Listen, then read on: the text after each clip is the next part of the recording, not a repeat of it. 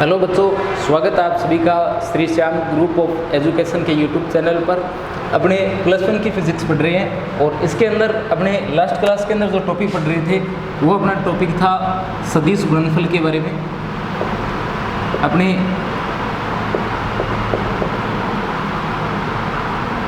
सदिश गुणनफल के बारे में पढ़ रहे थे और सदिश गुणनफल के अंदर हम लोगों ने सदिश गुणनफल के प्रकार पढ़े थे। इसके अंदर हम लोग 2 प्रकार पढ़ चुके हैं। एक तो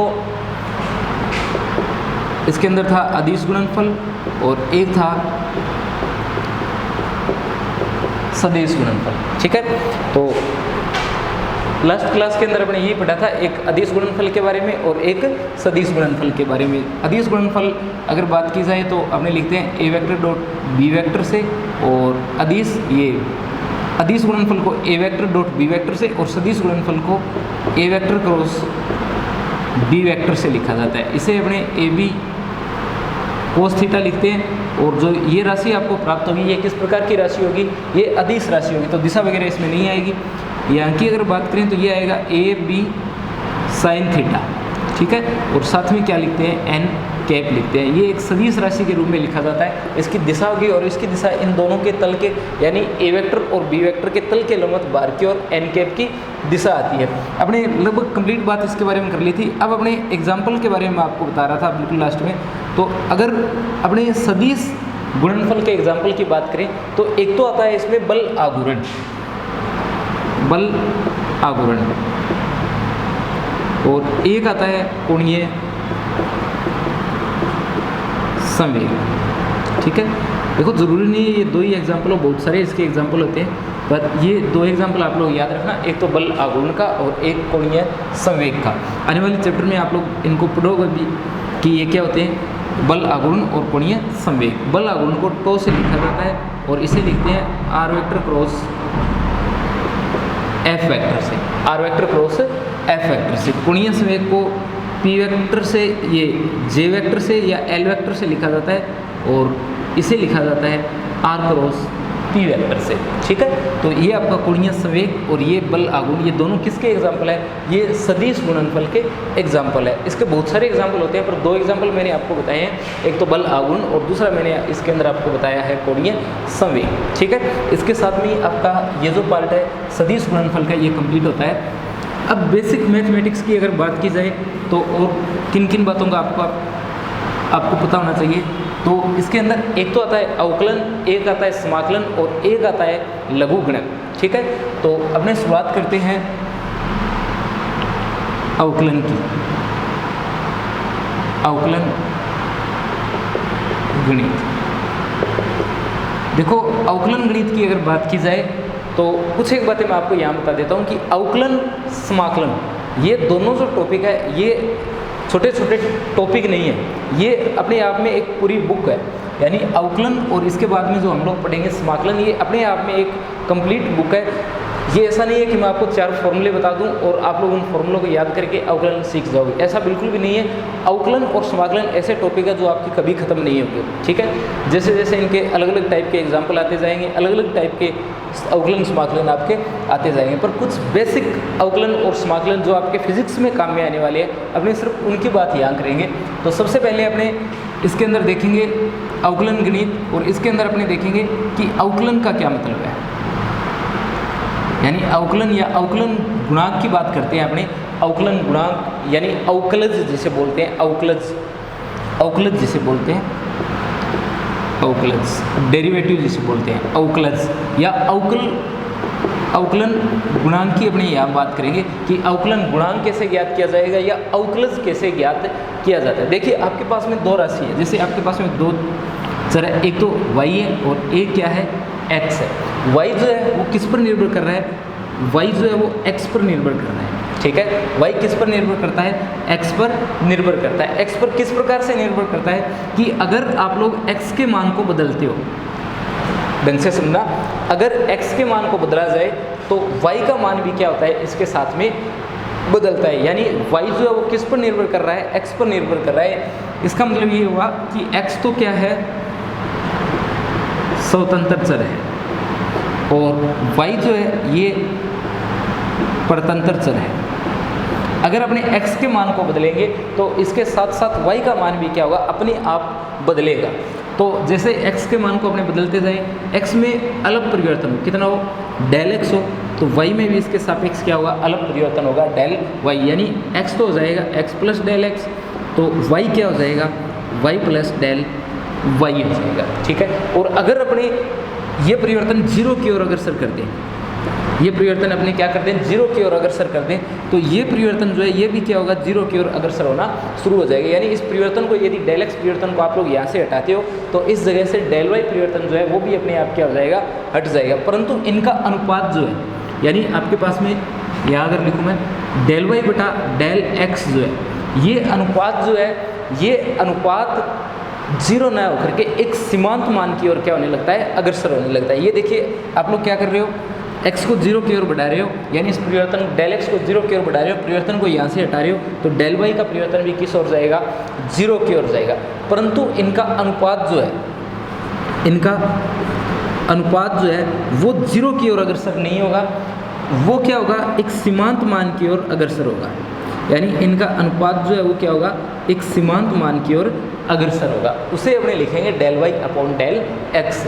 यहाँ मैं लिमिट लगा देता हूँ, limit del x tends to zero, यानी आपका जो डेल एक्स है, वो जो परिवर्तन आया है डेल एक्स, वो धीरे धीरे किस ओर अग्रसर हो रहा है, वो धीरे धीरे जीरो की ओर अग्रसर हो रहा है, और ये del y upon del x है। इसे लिखा जाता है d y upon d x.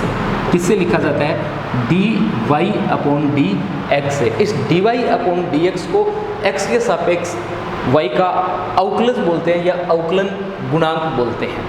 ठीक है, ये किसको बता रहा है, ये y के मान में परिवर्तन बता रहा है, किसके सापेक्ष बता रहा है, x के सापेक्ष बता रहा है। यानी x के सापेक्ष जो आपके पास में y आ रहा है, x के सापेक्ष जो y के मान में परिवर्तन हो रहा है, उस अनुपात के बारे में बता रहा है, d y upon d x. इसी को क्या बोला जाता है, d y upon d x को, इसी को बोला जाता है अवकलज या अवकलन गुणांक। ठीक है, तो इसके अंदर आप लोगों को यही बात ध्यान रखनी है कि हमने जो ये लिखा है इसे बोलते हैं y का x के सापेक्ष अवकलन गुणांक या अवकलज अपने इसे बोलते हैं। ठीक है, तो बस इतनी बात आपको इसके अंदर पता होना चाहिए कि d y upon d x ये क्या है, अवकलन, इसी को अवकलन या अवकलन गुणांक या अवकलज बोलते हैं। ठीक है, अगर आपको बोला जाए अवकलन करना किसी का, तो आपको क्या करना होगा, डी वाई बटा डी एक्स का मान ज्ञात करना होगा। पर ये जो परिवर्तन है ये किसके सापेक्ष है, ये x के सापेक्ष y के मान में परिवर्तन है। देखो इस अवकलन को किस प्रकार से पढ़ा जाएगा, d y upon d x को कैसे पढ़ा जाएगा,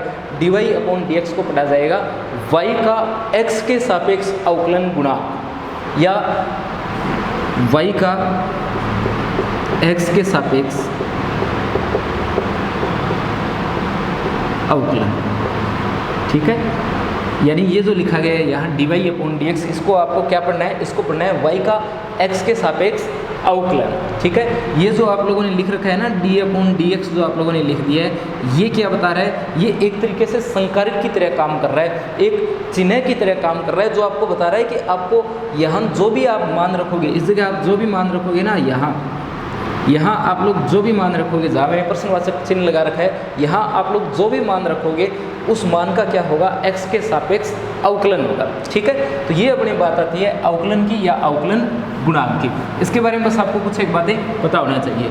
इसके अलावा अगर अपनी बात करें तो अवकलन के कुछ एक सूत्र है जिनके बारे में आप लोगों को पता होना चाहिए। देखो अवकलन की अगर अपने बात करें तो अवकलन के बहुत सारे सूत्र हैं, और अपने कुछ एक सूत्र की बात करेंगे जो आपके फिजिक्स में नॉर्मली काम में आएंगे। ठीक है, सामने जो अवकलन लिख रहा हूँ ये सभी के सभी अवकलन जो है मैं x के सापेक्ष लिख रहा हूँ। कुछ एक नियमों के बारे में भी आपको ध्यान रखना है। ठीक है, वैसे अपने जैसे जैसे आगे बढ़ते जाएंगे लगातार चर्चा करते जाएंगे, कुछ एक एग्जाम्पल लेते जाएंगे, और जो जो सूत्र आपके आगे काम में आए उन सूत्रों को आप लोगों को हमेशा याद रखना है। देखो अगर बात करें मैथ के स्टूडेंट की, यानी जो मैथ यानी गणित के जो स्टूडेंट है उनको तो अवकलन और समाकलन दोनों पढ़ने पड़ेंगे। ठीक है, उनके तो पूरी बुक लगेगी, अवकलन और समाकलन की प्रश्नावलियाँ दी गई है और बहुत अच्छी खासी प्रैक्टिस हो जाएगी। तो फिजिक्स के अवकलन समाकलन उन्हें ज़्यादा परेशान नहीं करेंगे, क्योंकि ये तो बिल्कुल छोटे लेवल के अवकलन समाकलन आएंगे, एक दो सूत्र को छोड़ करके ज़्यादा सूत्र काम में नहीं आएंगे। तो मैथ वाले स्टूडेंट तो आराम से पढ़ लेंगे अवकलन समाकलन। बायो के स्टूडेंट्स को क्या करना है, तो देखो अभी आपकी जो ऑनलाइन क्लास लगी हुई है इन क्लासों के अंदर मैथ की जो क्लास लगी हुई है +1 और +2 की, उन क्लास के अंदर मैथ वाले सर ने अवकलन और समाकलन को काफ़ी डिटेल से बता रखा है, ठीक है। तो अभी आप लोगों के पास में समय भी है, आप लोग वहाँ से अवकलन और समाकलन दोनों की क्लास ज़रूर देख लेना। वहाँ पर जो भी सूत्र बताए जाते हैं उन सूत्रों को ज़रूर देख लेना। तो इस बात का ज़रूर ध्यान रख लेना कि अवकलन और समाकलन आपको पढ़ना बहुत ज़रूरी है, ठीक है। यहाँ मैं आपको कुछ एक सूत्र बता देता हूँ जो आपकी बुक में दिए गए हैं, या कुछ एक बेसिक सूत्र जिनकी आपको फिजिक्स के अंदर आवश्यकता पड़ेगी, ठीक है। मैंने आपको पहले ही बताया कि अवकलन और समाकलन ऐसे टॉपिक है जो आपके कभी खत्म नहीं होंगे, पर अपने फिजिक्स के अंदर कुछ एक समाकलन और कुछ एक अवकलन की जरूरत पड़ती है। तो इसके अंदर अगर अपने सबसे ज़्यादा सूत्र जो काम में आता है वो देखिए कौन सा आता है, वो आता है x⁴n का, ठीक है। अपनी फिजिक्स के अंदर जो समाकलन या अवकलन जो अपने करेंगे वो ज़्यादातर इसी सूत्र पर डिपेंड रहेगा। पहले अवकलन की बात कर रहे हैं तो d/dx यानी x के सापेक्ष अवकलन करना, किसका, x⁴n का। तो आपके ज़्यादातर जो सूत्र आएंगे वो इसी से कंप्लीट हो जाएंगे ज़्यादातर क्वेश्चन जो है। तो n को सबसे पहले लिखेंगे n(x(n-1)। इस सूत्र को आप लोगों को काम में लेना है, n(x(n-1)। कैसे, जैसे देखो आपको दे दिया जाए, ये सूत्र याद रखना है आपको। जैसे आपको दे दिया जाए कोई एग्जांपल, जैसे मैं लिखता हूँ x² का अवकलन कीजिए, x² का अवकलन कीजिए, तो इसका अवकलन कितना होता है, 2x होता है। अब ये 2x कैसे आया, तो यहाँ आपको क्या करना है, x की पावर देखनी है। ये देखो सूत्र क्या है, ये सूत्र है, ये आपके पास में सूत्र है। तो x⁴n सूत्र क्या है, n को सबसे पहले लिखो और फिर x को लिखो और n की पावर 1 कम कर दो।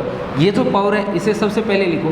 आपने यही काम किया है, देखो यहाँ जो लिखा हुआ है उसी तरीके से सबसे पहले हमने इस पावर को लिख दिया, फिर x लिखो और पावर को 1 कम कर दो। पावर जितनी है उसमें से 1 कम कर दिया, ये देखो पावर में से 1 कम कर दिया, 2 की पावर में से 1 कम किया, ये क्या बना, 2x बना, ठीक है। तो इस सूत्र को आप ज़रूर ध्यान रखना कि x की पावर n की जब भी बात की जाए तो इसका फॉर्मूला होता है n(x(n-1), ठीक है। ये वो सूत्र है जो सबसे ज़्यादा आपके फिजिक्स में काम में आएगा, ठीक है। मैथ के स्टूडेंट तो कंप्लीट पढ़ेंगे, पर बायो के स्टूडेंट के लिए मैं बता देता हूँ कि सबसे ज़्यादा फिजिक्स के अंदर अपने यही सूत्र आप लोगों की बार बार काम में आने वाला है, x⁴n का। तो n(x(n-1) ये इसका एक सूत्र होता है। इसके अलावा अगर अपनी बात करें e⁴x की, d/dx e⁴x की बात की जाए तो इसका अवकलन क्या होता है, e⁴x होता है, ठीक है। मतलब e⁴x का अवकलन किया जाए तो सेम रहता है e⁴x। इसका अवकलन करेंगे तो e⁴x ही आप लोगों को प्राप्त होगा, ठीक है। ये अपने एक आधी जगह फिजिक्स में काम में आएगा आपके। और अगर log x की बात की जाए तो log x का सूत्र आप लोग याद रखना, इसका सूत्र क्या होता है, 1/x होता है, ठीक है। तो एक ये सूत्र e⁴x का बिल्कुल आसान है, log x का क्या होगा, 1/x होगा, ठीक है। इसके अलावा कुछ एक सूत्र और देखें तो d/dx साइन के याद रख लेना, sin x का सूत्र सीधा सीधा cos x होता है, ठीक है। अगर आपको बोले sin x का अवकलन कीजिए तो आप लोगों को क्या लिख देना है, cos x लिख देना है। अगर आपको बोला जाए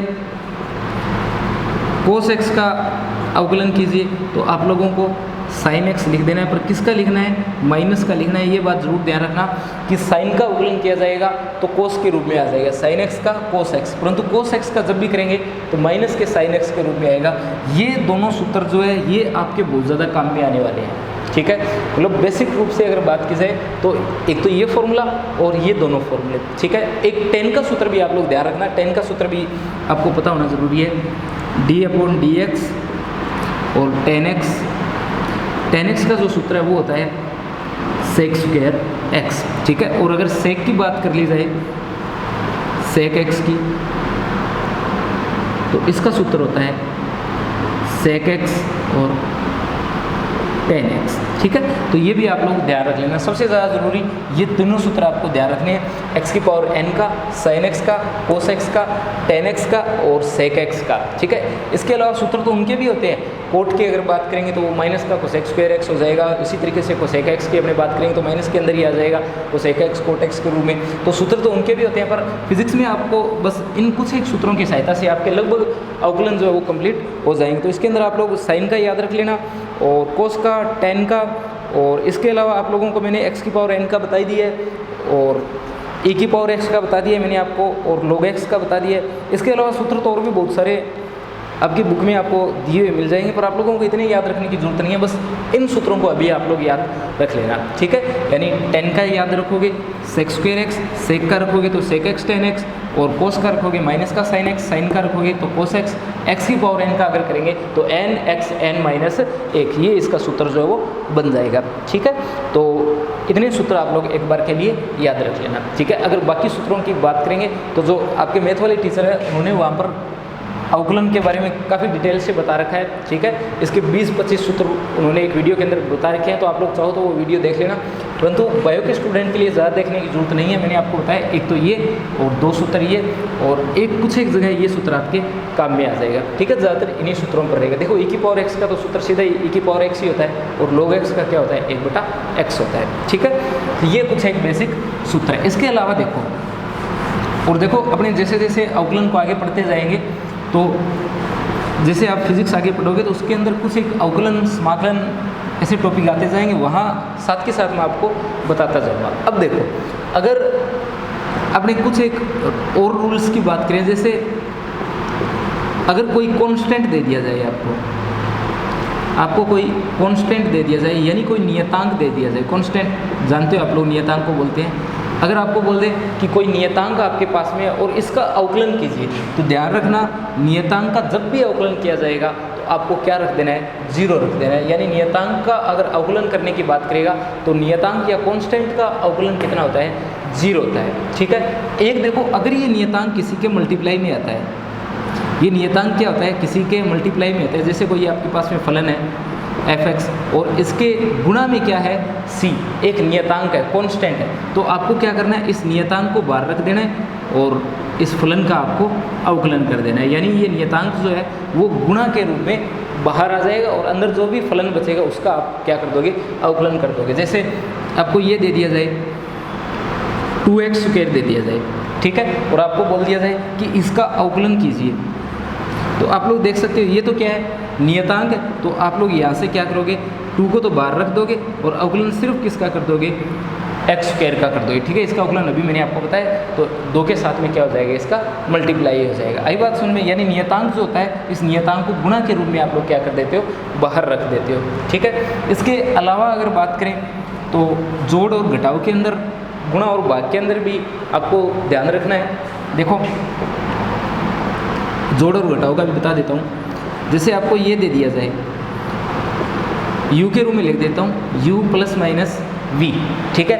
आपको ये दे दिया जाए और बोल दिया जाए x के सापेक्ष अवकलन कीजिए।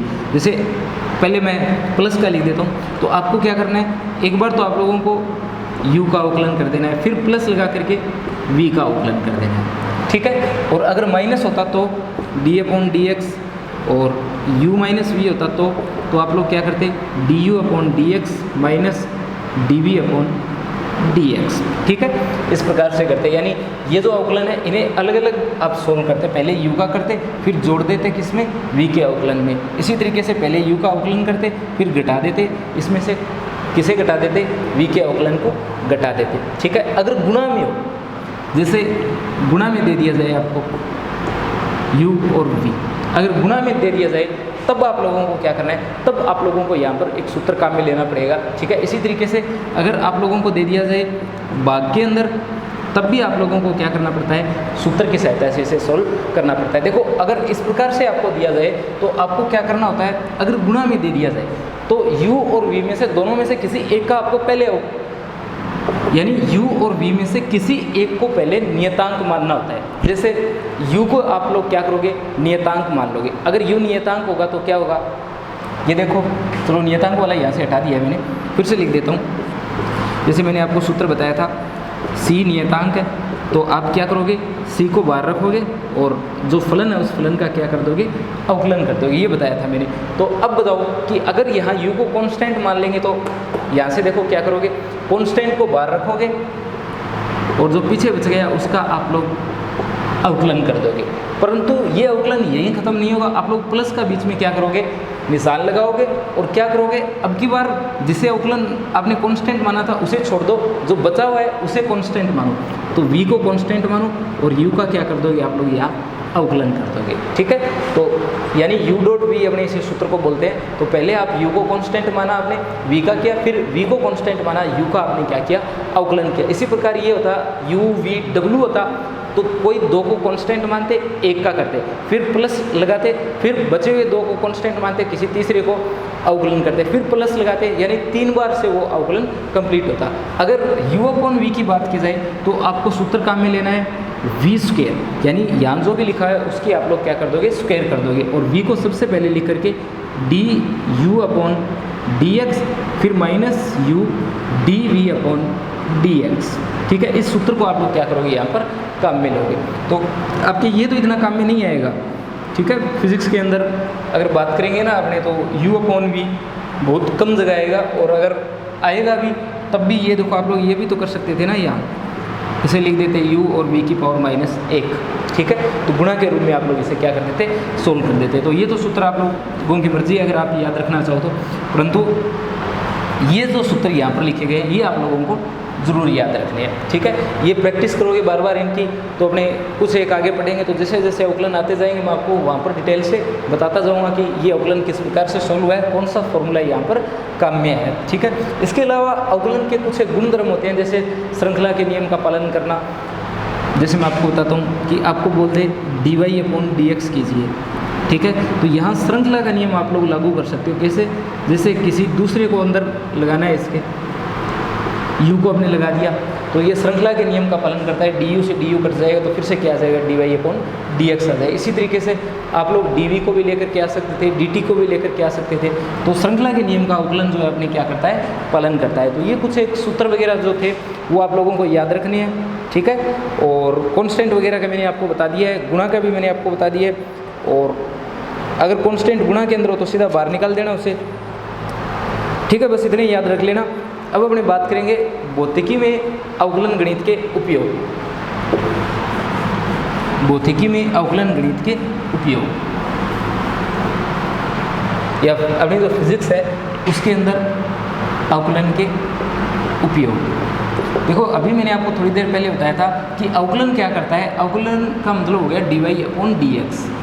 इसका मतलब है कि x के सापेक्ष y के मान में किस प्रकार से परिवर्तन होता है। मतलब अगर आप लोग x को बदलते हो तो x के साथ में कौन बदलता है, y बदलता है। यानी एक स्वतंत्र चर को बदलने पर परतंत्र चर उसके साथ में बदलता है, यानी y का मान किस पर निर्भर करता है, x पर निर्भर करता है। अगर भौतिक विज्ञान की बात की जाए तो आप लोगों को पता है बहुत सारी ऐसी राशियाँ हैं जो दूसरी राशियों पर क्या करती है, निर्भर करती है। जैसे वेग की अगर बात की जाए तो वेग क्या होता है, वेग आपके पास में विस्थापन बटे समय होता है। या चाल की बात करें तो चाल क्या होता है, दूरी बटे समय होता है। इसका मतलब क्या हुआ कि जैसे जैसे समय बदलता है दूरी का मान क्या होता है, बदलता है। यानी दूरी किस पर निर्भर कर रही है, दूरी जो है वो समय पर निर्भर कर रही है। यानी s के मान में किसके सापेक्ष परिवर्तन हो रहा है, समय t के सापेक्ष परिवर्तन हो रहा है। इसी तरीके से त्वरण जो है वो क्या होता है, dv अपॉन dt।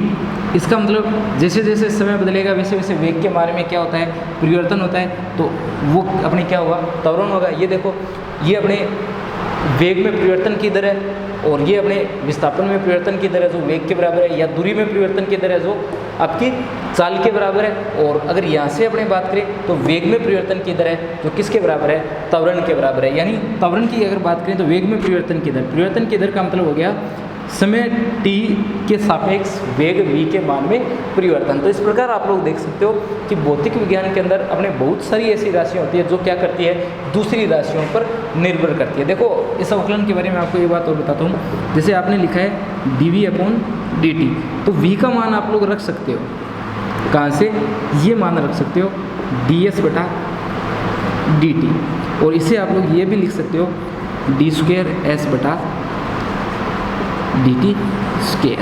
ठीक है, तो ये भी हम लोग यहाँ पर लिख सकते हैं। इसका मतलब हो गया, ये मैंने आपको बताया था अवकलन के बारे में बताता है ये, इसका मतलब हो गया 2 बार अवकलन करना, दोनों ही बार किसके सापेक्ष अवकलन करना, समय के सापेक्ष अवकलन करना। ठीक है, तो ये अपने भौतिक विज्ञान के अंदर अवकलन का उपयोग है। ठीक है, इसके बाद अगर अपने बात करें तो इसके बाद आपके टॉपिक आता है अवकलन का ग्राफीय निरूपण।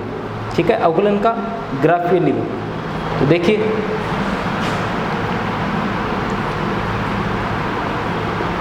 अवकलन का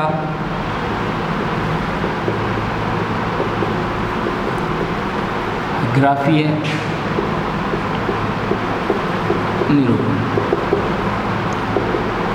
देखो अवकलन के ग्राफीय निरूपण की अगर बात की जाए तो अपने वही बात कर लेते हैं, जैसे y फलन है किसका, x का, यानी y किसके इक्वल है, fx के इक्वल है। इसका मतलब ये हुआ कि अगर आप लोग x के मान में परिवर्तन करते हो तो x के साथ साथ y के मान में भी क्या होगा, अपने आप परिवर्तन होता जाएगा। यानी आप लोग अगर क्या करो, एक ग्राफ खींचो, इस तरीके से आप लोगों ने एक ग्राफ खींचा, इस तरफ x है, इस तरफ yx है, ठीक है। इसके अंदर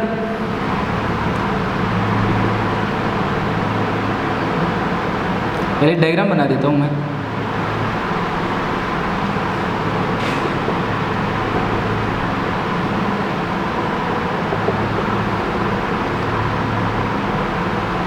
ये एक वक्र है, ये एक वक्र है, और ये थीटा है, ये P, और इसे Q, इसे R आप लोग मान सकते हो, ठीक है।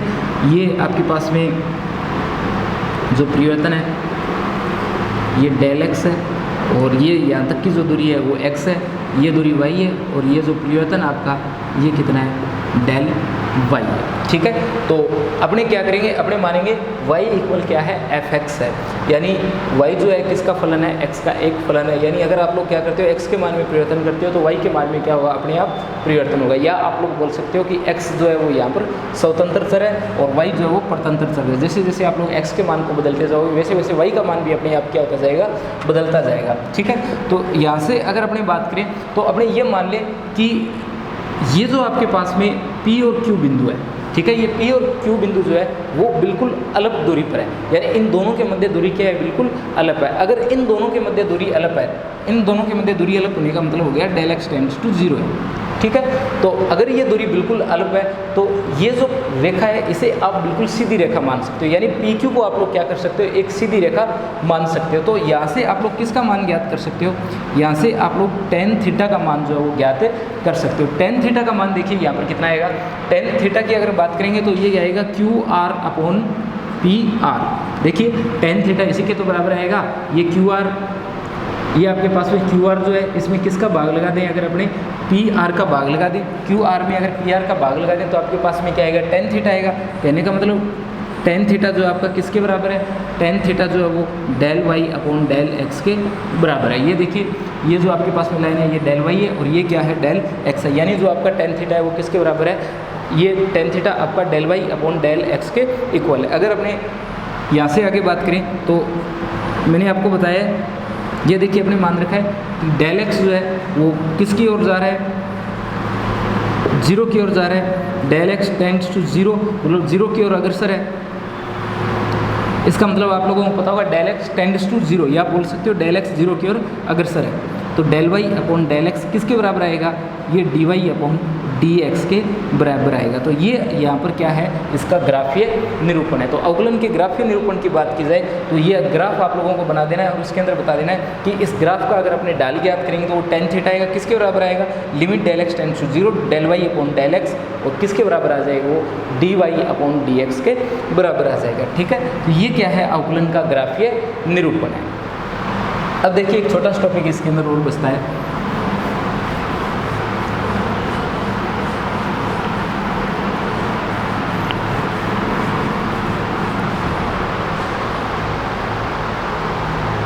वो टॉपिक अपना है किसी फलन के अधिकतम व न्यूनतम मानों की स्थिति। किसी फलन के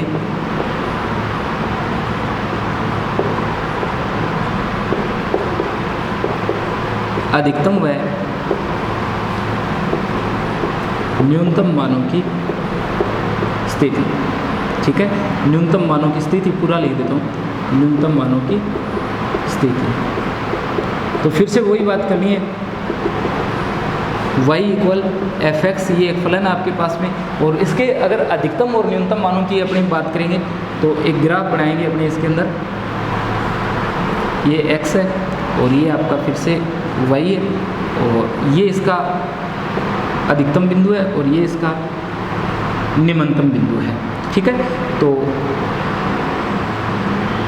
ये इसका अधिकतम पॉइंट हो गया और ये इसका क्या है, न्यूनतम पॉइंट है। तो यहाँ से अगर अपने डाल ज्ञात किया जाए अगर यहाँ से आप लोग डाल ज्ञात करोगे तो वो डाल कितना आएगा, डाल 0 आएगा। ठीक है, यानी अगर अपने अधिकतम और न्यूनतम मानों की स्थिति की बात करें तो आपको सबसे पहले इसका